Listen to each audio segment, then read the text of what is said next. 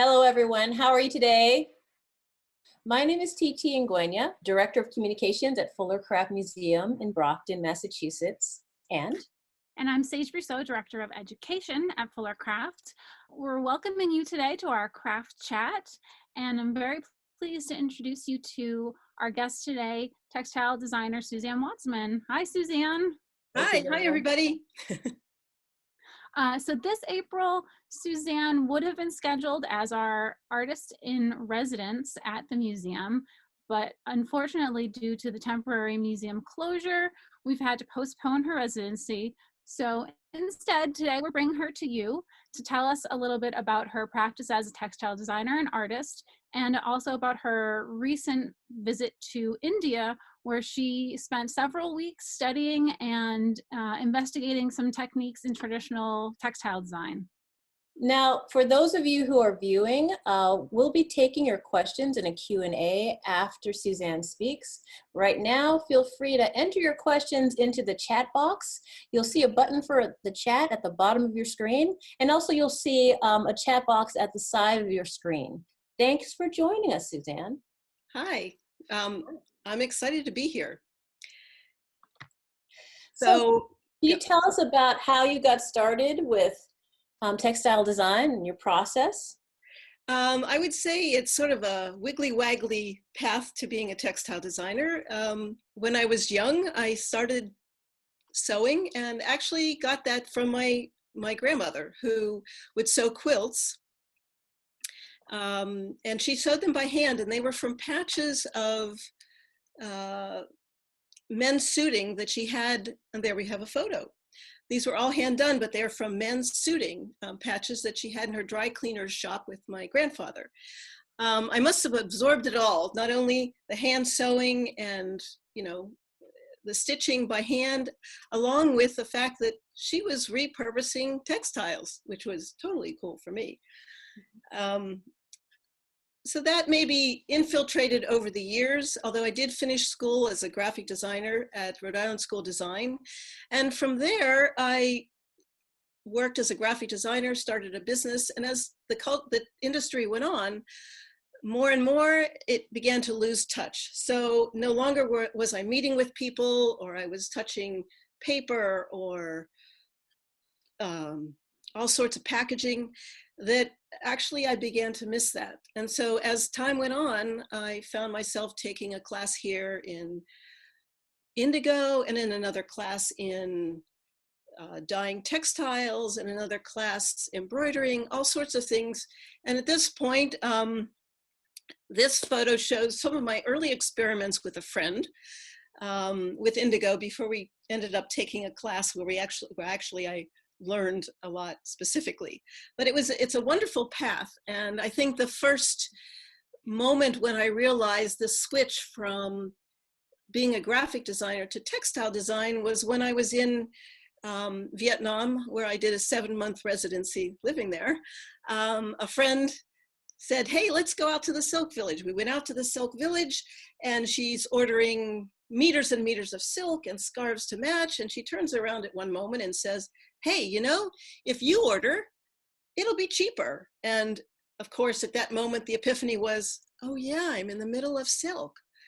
And sure enough, half an hour later, I had ordered 300 meters of silk and 100 scarves to match. Wow. So it sounds like you got really into the materials, going from the graphic design to the textile design. Sounds like it's a lot about getting closer to the materials. Yeah, I realized as, more and more when I would be in Hanoi and around Vietnam, I would see these gorgeous textiles done by these ethnic groups, and, for various cultural reasons. And the first thing I would do is I'd go up and touch them. And I realized that as the work I'd been doing before was designing some clothing and handbags, but really what I missed was touching stuff and touching the textiles. And once I realized that, and how much I liked the culture around textiles, not just the fabric itself, but the people who do it, and the places they do it, and the historical pieces of it, then I knew, and now I'm still obsessed with textiles.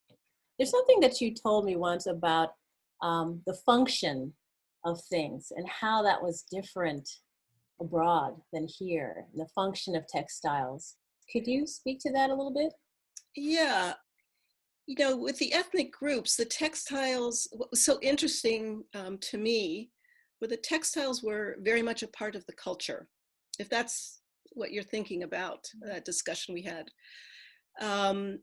Young women would have a hand loom and weave something that's maybe 10 meters long, cut it in half, sew it together with some fabric around it again, and that would be their wedding blanket. So it wasn't just textiles it was textiles that was part of their culture. That's what young women did for their wedding blankets. There are many examples of that. And, I also fell in love with that. So could you tell us about your trip to India, your recent trip? And my recent trip, yes, and just got back a little over a month ago, and it was pretty awesome as always. So most people will think of India like this, total insanity, and it is. I call it, yeah, it's often like that. But if you look there, there's lots of color, lots of action, and when you're actually in it, you see all sorts of stuff. It does take a special patience, though. So this is where I landed in Delhi. And then after going and doing a few other meetings and a conference, I flew from there to Jaipur. And you can see here, Jaipur's sort of almost in the middle, a little up above. So Jaipur is well known for its historical castles and monuments and all sorts of things. But and so I had no idea really what I was going to do there this time. But what was fun about it is that I went anyway. And in the morning, the first morning I was there, I coincidentally started talking to a young woman from Japan who'd been there many times. And, our conversation lasted for about 2 minutes. And she said, well, I'm on my way out to Bagru. And I said, Bagru? And she says, yeah, that's the town where all the block printing is done. And I said, well, okay. She says, yeah, we'll share a taxi. It'll be cheaper for both of us. So out I go with her. And you saw the picture of all the insanity in India and the cities and the villages. And we actually drove in to this open area, which was about 3 football fields big. It was a compound of this one family that had been doing block printing for generations. And that's true in a lot of cases in that town. These are pieces of fabric, dyed indigo fabric, and they're each 30 meters long. So 30 meters is like, I don't know, 35 yards, more or less. That's vast. That's huge. And this is only about a third of the whole area. And I was like, whoa, I'm coming from like insanity with people on top of people. And then there's this huge open space. It was amazing. And you can see here, this is backed up a bit. So the indigo stuff is in the back, but in the front is a huge piece of fabric. And this woman is actually the wife of Ram Babu, whose business is, and I've been working with him, he's a freelance block printer, and he and his wife, very unusual, are in business together. But anyway, the white area, you can see a big piece after the indigo and then a couple piles, is actually resist printed with a resist called dabu. And dabu is really what I would call mineral mud. It's a mixture of a number of things, but it remains as a resist. So, I had no idea what that was. I sort of knew, actually I knew what indigo was at that point, but I had no idea what dabu was. So they use the resist and then they dip it into the indigo? Is that how it works? So this has been printed with this mineral mud, and that becomes a resist. And they take that, and you'll see later on, I have an awesome picture of me doing that. So if you look at this, the woman sitting on the ground, and she's the grandmother, she's actually got something that's been printed with that dabu resist, and that is soon to go in. Right behind her is Rambabu's wife, and behind her is the area where I was printing. And in that corner is a huge, well, I won't say it was huge, but a vat of indigo. And, I'll talk more about that later. But what usually happens in these workshops is something like this. So here's this guy, and he's been given the blocks that have been carved by somebody else in that village. And he's printing a pattern. And you can see he's on his second color. Perfect. You wouldn't even know this was being hand done. They work really fast, though. And here's a slide of this guy. Honest to gosh, I tried maybe 5 or 10 times to take this guy and not get a fuzz. And that's because he's moving so fast that it's blurry. And, the piece is perfect, but he's printing the dabu. If you look in the back, you'll see that there are millions of blocks that aren't being used. They've been used before. Who knows what they are? This is a close-up. But for me, the first time I was there, I was sort of put in the corner in the shed with the cow on the other side. And while my friend and Rambabu were off doing their indigo thing, and I was just sort of came along, they said, here we have this 10-foot table right here, and pick out a few blocks that you like and play while we're busy. So he gives me a little demo, and he's laughing because I'm being so careful and so slow to get it printed right. And he's just laughing. But I said, don't worry, I'll figure this out. I've got all day. And so off they went to work on their project. And so it went. I printed it all day with all sorts of different patterns that I chose. Actually, I only chose about 5, and they were all stripes or dots or squares. And what was in my mind is that I really wanted to use the traditional processes, and this is true for all my work, but do it with sort of my visual sensibilities. And actually, you can see behind me one of the projects that I did.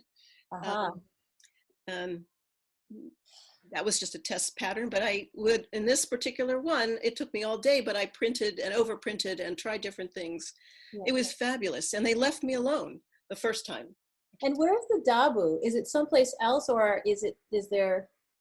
You'll see in the next slide that over to the right is, it's like a little square thing with a screen in it. The mud's down below it. And when you put the block, and you press it down, the mud will come on it. And then you just push it down.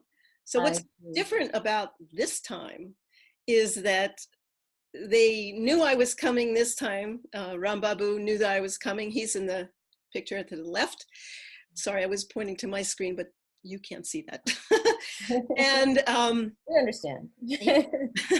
And he had told some people in the neighborhood, I guess they were all relatives, that I do things differently, that the way I do things is that I come to the white piece of fabric, which is like 3 or 4 meters long.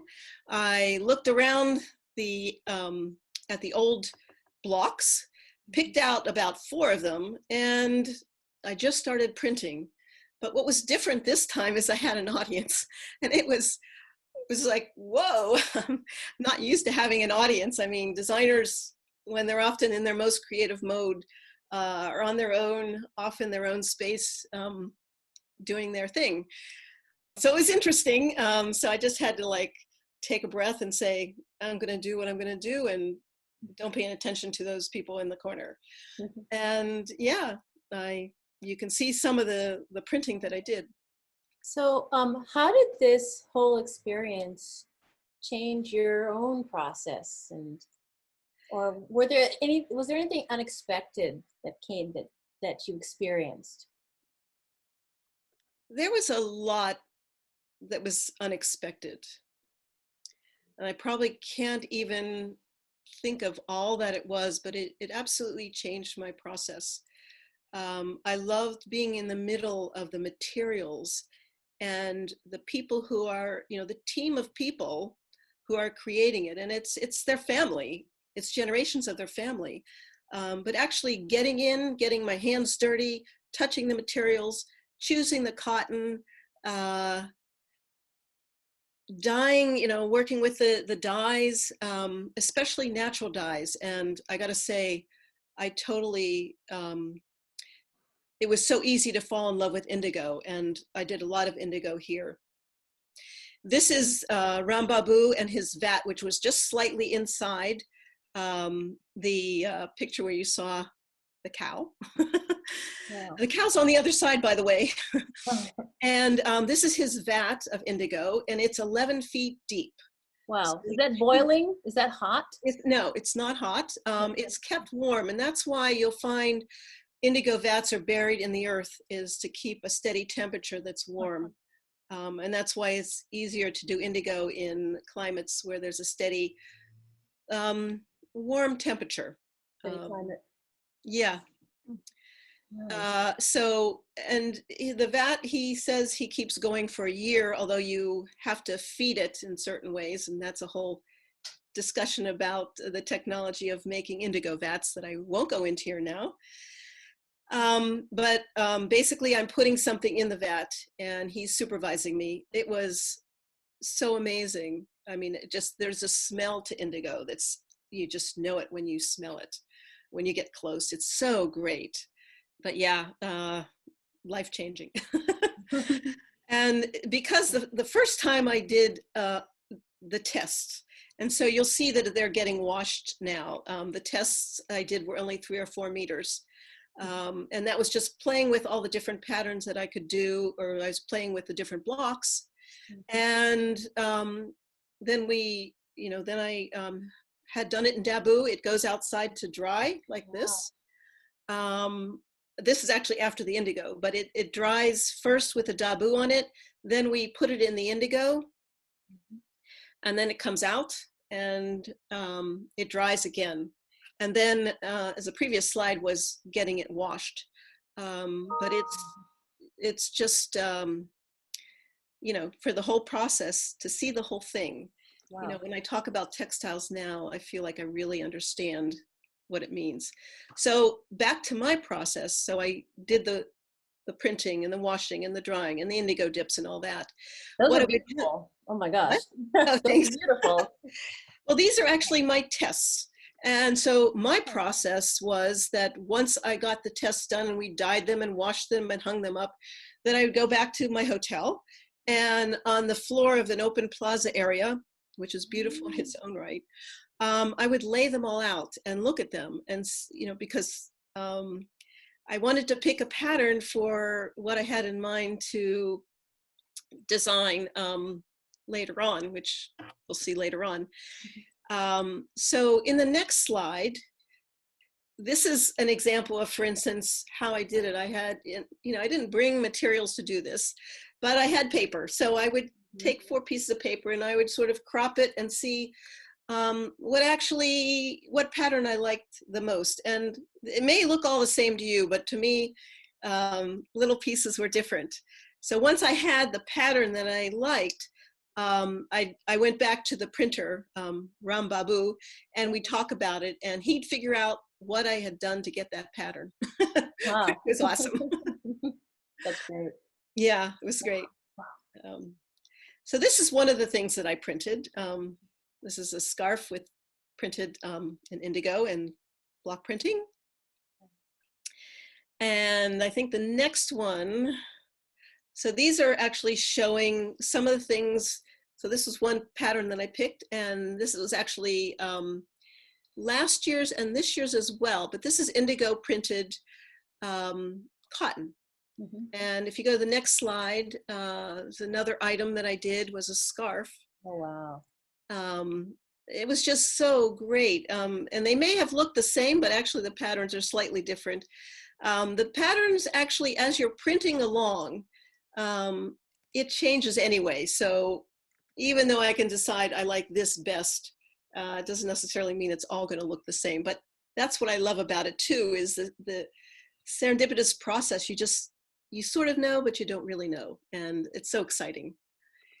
Beautiful, beautiful. This is, these are more of my work in indigo. This is a scarf. This is done with a different process. But again, this is how my work has changed, where I was working with solid colors of silk put together in various ways. And I still do that because I love working with silk and with color. But I have to say, being able to do all this myself is awesome. And this is indigo, as is the next one, I think is indigo as well. So this is a totally different process. But again, it's still indigo, and it's still working with layers of transparencies and blocks and folding, but it's still that indigo. Love the texture there. Yeah, that's what I love about it. And I'll start on one piece. This turned out to be with the white and the blue, something that I hadn't expected. And that's sort of interesting. I thought, oh, I'll do it this way. And when it first came out, I go, oh no, I'll do it one more time. And now I love it. First time I didn't like it. So it's constantly changing.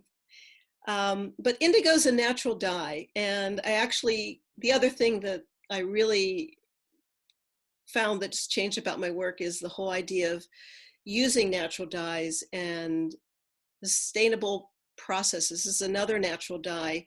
This is madder root. And again, with a different kind of silk, not cotton. And how beautiful that is, and that it's a natural dye. It's not polluting. We can't find that color necessarily in New England. You have to get it from somewhere else. But there's just something special about it. Can you tell us more about natural dyes? I know someone who used to dye, and her fingertips became numb from dyeing with dyes that were synthetic. And yes. Could you tell us a little bit more about the natural process and what's good about it? Yeah, there's lots to say about it. One thing I'll say is that synthetic dyes, there are some colors that there are some dyes that I use that are much more respectful to the environment. But for instance, a lot of the dyes used in China, for instance, and other places, the synthetic dyes are just really harmful, especially the way they're dumped. But natural dyes, what's exciting about the natural dyes is they're from nature. You can, I just read an article this morning, here's some of them, but I just read an article this morning about using dandelions, this spring. Pick all your dandelions instead of like killing them, and boil them up and do this special mordanting to your fabric. That's another issue. But you can dye your fabric a light yellow with dandelion. These are different dye stuff, they call it. And, pomegranate shell is in the lower right. Different elements there. And this is actually ones that are used in India. Turmeric is another one. I mean, you can pull that out of your spice box and you can dye your fabric. Avocados is another thing. So you have all these things, and the whole idea that I work with more and more in my work in my life is this whole circular idea that I may eat the avocado, but I save the pits and the skin. And you could, if you were near me in my window box, you'd see all the avocado pits and the skins ready to go in the dye vat, and we'll see what happens. But yeah, this whole circular economy, it's called, and there's lots of stuff online about that, but using everything you can and not creating more waste. It's a whole thought of sustainable lifestyle, which natural dyes are a key part.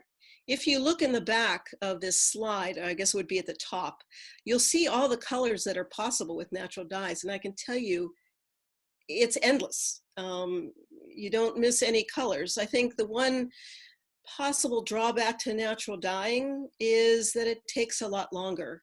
So artists who are doing this are putting in much more time.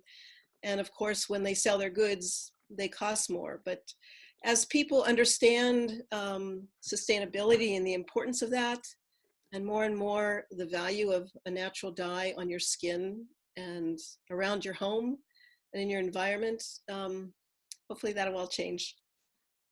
Nice, nice. So The hands. I love this picture, by the way. Well, all I can tell you about this is, if you see anybody with blue hands, and after the blue goes away, and again, this is indigo, so it's a natural dye and it's not harmful. If they have blue fingernails, you know what they've been up to. And I've had blue fingernails many times. I have a couple of slides here about the color of India, and I have to say that that's also one of the things that really I love about going there. Vibrant. Vibrant colors, all sorts of mixes. Some of them I find really like, whoa, off the wall. But I mean, look at that. You have every color there and it all seems to go. And the color combinations, and just, I don't think I've ever seen a woman with the same sari as another person.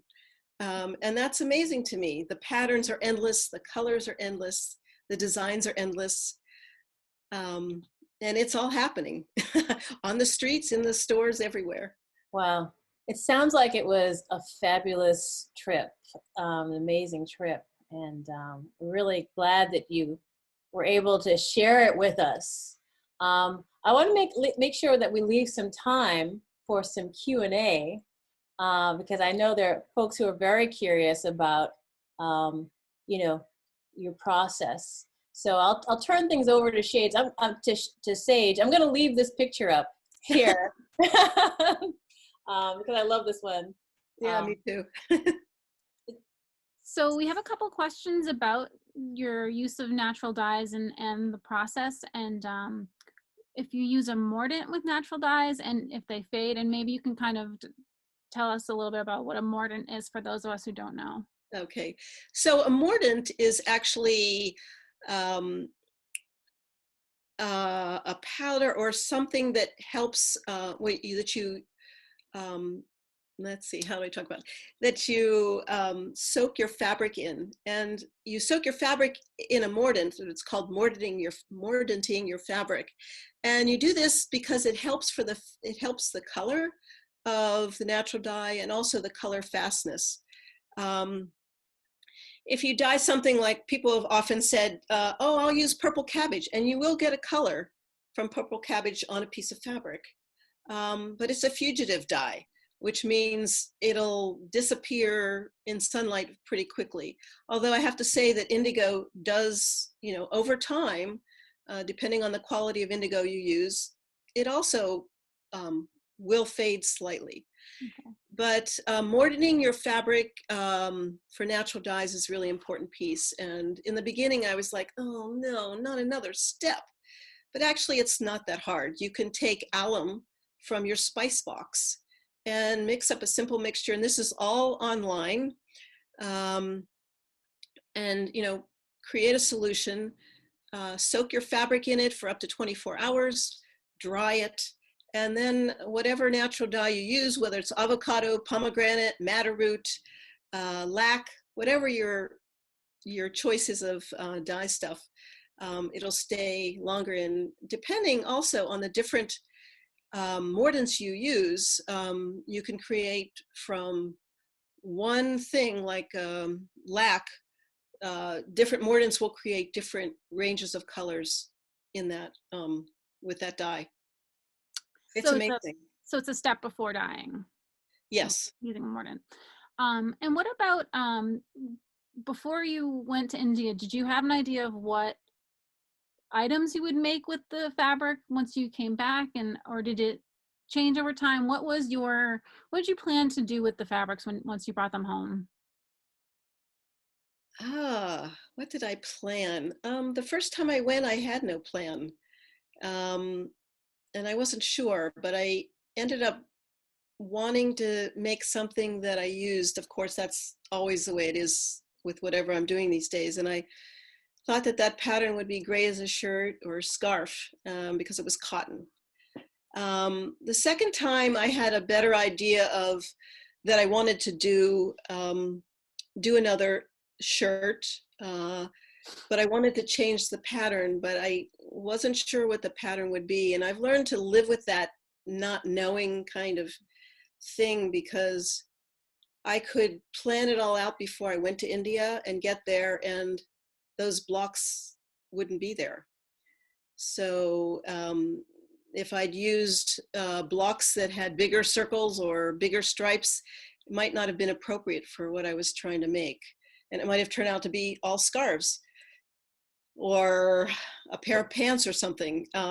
So it really, I pretty good with having an idea now of what patterns we'll make. And maybe at some point in the future, I'll be as good as planning of actually get my patterns made on blocks, especially for me, and then print them. That's in the future. So are the fabrics that you made in India, excuse me, are they unique? Are they things that you're not going to be able to reproduce? I can reproduce them, but they'll never be the same. They'll be similar, and each 10-meter strip is slightly different. And it's got a lot to do with not just the printing.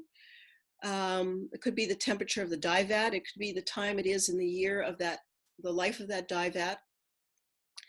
I mean, if you've ever had the experience of ordering, trying to get the same fabric or the same pair of pants the second time, and you find that it's slightly different, is because each run of dye, whether it's synthetic or natural, there are so many things that could impact the color and the pattern.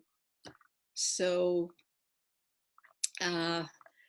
it's hard to say what will happen, but it's close, close enough that it looks like it matches. And what about the couple who you were working with? Like, what kinds of things were they making? Were they making products for local people, and how was what they were doing different or similar to what you were doing? The couple, as I said, it was very unusual because they were partners in business and a husband and wife. In India, I found that to be really refreshing and awesome, and I really wanted to support them. So typically what they're doing is they're getting orders from local or regional, even maybe from other states of India, to print certain things. And so to print certain patterns, they don't really have an idea of what it's going to be for. And they'll get the pattern and have the block cut down the street, literally, and then they'll print it. They do have some customers from Japan, and they're ordering, they do the blocks in Japan, or the design for the blocks digitally in Japan, and then they send them over. I don't think there's that many people, or I would say myself and maybe one other group that they work with the way I work with them. But I have to say, the first time I did it, they were like, oh, this is very unusual. We don't really do it this way. So that's my experience there. And I know earlier in a previous conversation, we talked a little bit about how you had become frustrated with what was available to you, just, here, or what you had access to, and that kind of prompted some of your travels and some of your studies of these different techniques. Yeah, that's true. I had been working a lot. I was living with my daughter in Vietnam for about 7 years, and began working with silk and colors and some of these ethnic groups, their materials. But at a certain point, as much as I loved doing it, I was getting frustrated with what I couldn't find. I couldn't find patterns. I could find plenty of patterns, but nothing that was me, is what I wanted. And so that really, I found that sort of coming up every once in a while, especially when I would be in the markets looking for fabric. And finally, when I was on a study, the first time I was in India, when I was on a study tour, and looking at all these things and seeing people doing all this work by hand, I said, this is where it's at for me. I mean, I can create my own patterns. I had no idea how it was actually going to happen the first time.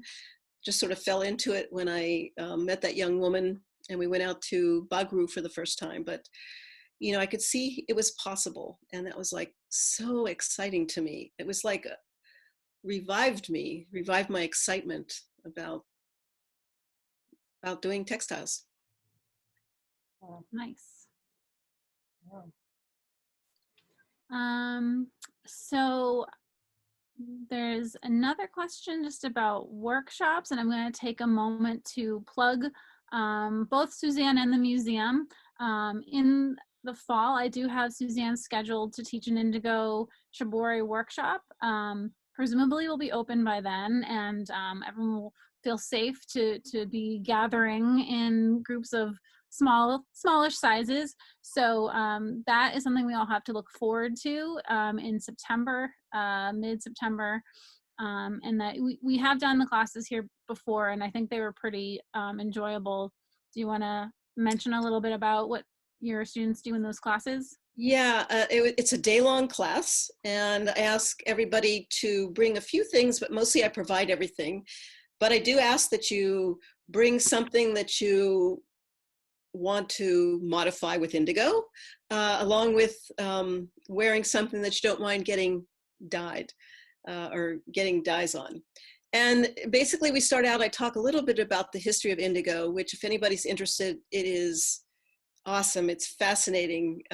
Indigo's been dyeing things for, been the dye stuff for a long time, deep in history. So I talk a little bit about that. I show some of the things that I've done, and then all the different ways that you can make pattern. And that's really what it's about for me, is being able to create pattern and people learning how to create the pattern. So you can twist and turn and put things on poles and sew things. I mean, so I show a lot of those examples, and we play with a few things, trying out different things in the morning, and then the afternoon it's projects, and the results have been awesome. The class that I taught in October, nobody really had any experience at all, and the examples that they came out with and the results were just glorious.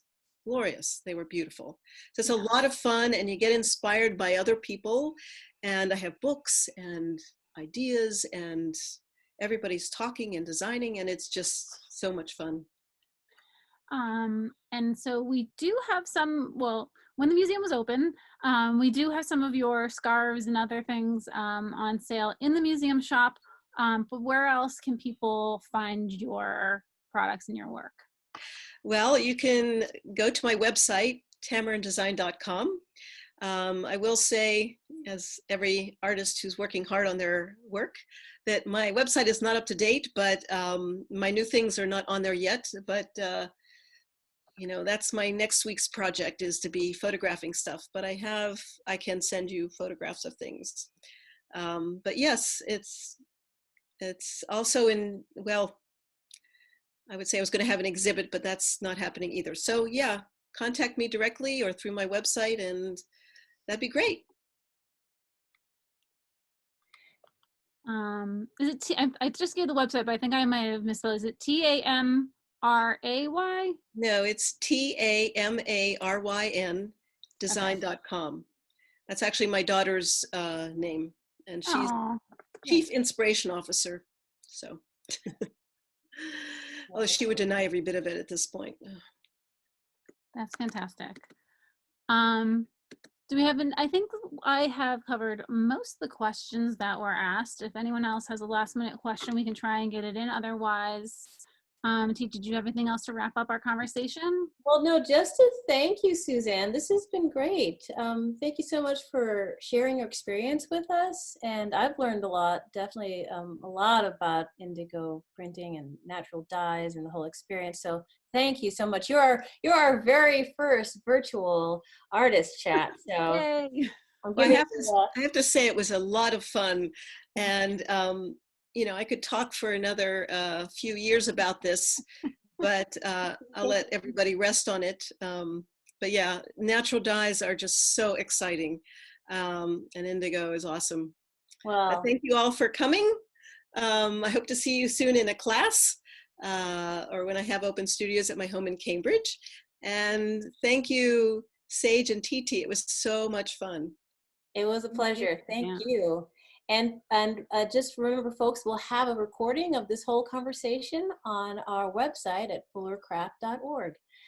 Thanks again, and we will see you next time. Bye-bye. Bye. Thanks, everyone. You all. Stay safe.